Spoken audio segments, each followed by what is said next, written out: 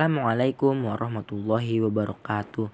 Saya Muhammad Fatih Al-Ma'ruf dari kelas 11 TKRB akan menjelaskan tentang sistem pengapian konvensional. Sistem pengapian konvensional adalah sebuah rangkaian mekatronika sederhana yang dibuat dengan tujuan untuk membangkitkan percikan api pada busi pada interval waktu tertentu. Percikan api pada busi dapat terbentuk karena adanya energi listrik tegangan tinggi yang mengalir melewati elektroda busi. Tegangan energi listrik tersebut mencapai 30.000 volt DC, sehingga dengan celah sekitar 0,8 mm pada elektroda busi akan timbul lompatan elektron yang berbentuk percikan api. Cara kerja pengapian konvensional. 1. Saat kunci kontak on. Cara kerja pengapian konvensional dimulai saat kunci kontak berada pada posisi on atau IGN. Ignition relay dan main relay akan aktif sehingga terdapat aliran arus listrik dari baterai ke ignition relay dan main relay. Arus dari relay mengalir ke ignition coil. Di dalam ignition coil terdapat dua buah kumparan, yaitu kumparan primer dan sekunder. Kumparan primer memiliki output yang mengarah ke rangkaian pemutus arus, sedangkan kumparan sekunder memiliki output yang mengarah ke busi.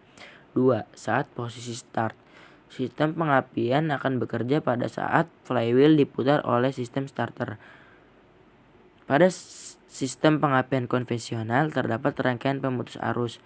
Rangkaian ini terletak menyatu dengan rangkaian distributor dan memiliki komponen poros distributor yang terhubung dengan crankshaft mesin. Sehingga saat mesin berputar, komponen ini juga ikut berputar sesuai RPM mesin. 3. Apa yang terjadi saat arus primer terputus? Sebelumnya terdapat aliran arus pada kumparan primer yang menyebabkan adanya medan magnet pada kumparan primer. Saat arus primer tiba-tiba terputus, kemagnetan pada kumparan primer akan padam. Karena bentuknya yang melilit, medan magnet akan bergerak secara serentak ke bagian dalam sebelum menghilang. Di bagian dalam kumparan primer terdapat kumparan sekunder dengan jumlah lilitan mencapai 10 kali lebih besar.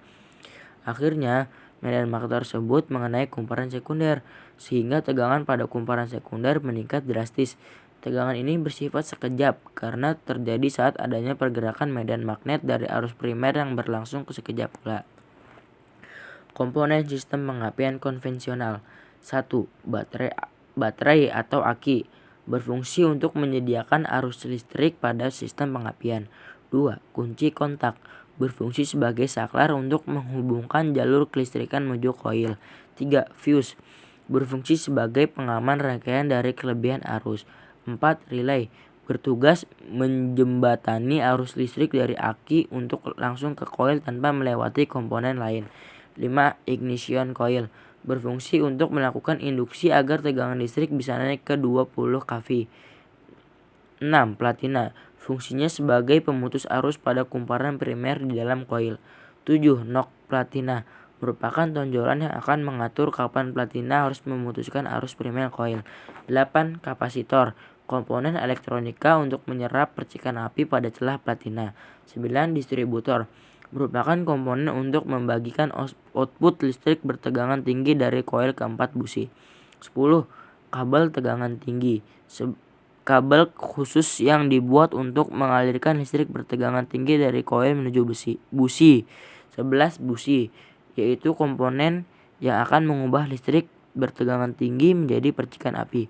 12. Centrifugal advancer merupakan komponen untuk memodifikasi timing pemutus arus primer coil berdasarkan RPM mesin. Yang terakhir, 13. Vacuum advancer merupakan komponen untuk memodifikasi timing pemutusan arus primer coil berdasarkan beban yang diterima mesin. Itulah prinsip kerja sistem pengapian konvensional pada mobil. Sekian dari saya. Apabila ada kata-kata yang salah mohon dimaafkan. Wassalamualaikum warahmatullahi wabarakatuh.